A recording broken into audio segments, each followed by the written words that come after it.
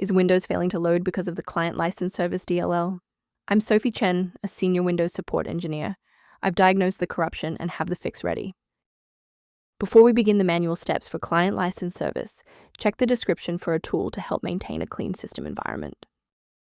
This is the Client License Service, Clipsvc library.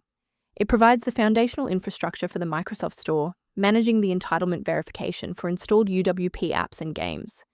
If this file is corrupted or the service is disabled, apps purchased from the store will fail to open, typically citing a license acquisition failure or an immediate silent crash.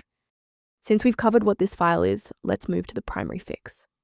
This is an OS-level file error that requires a system integrity scan.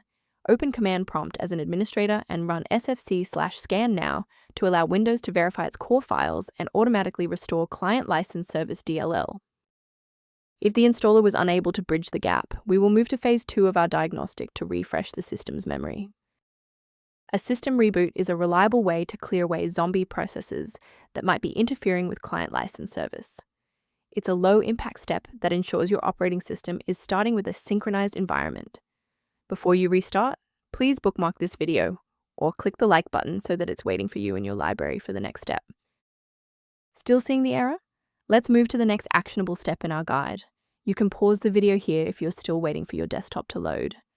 Since a standard reboot didn't restore the system manifests, we need to perform a deep repair of the Windows image. First, open Command Prompt as admin.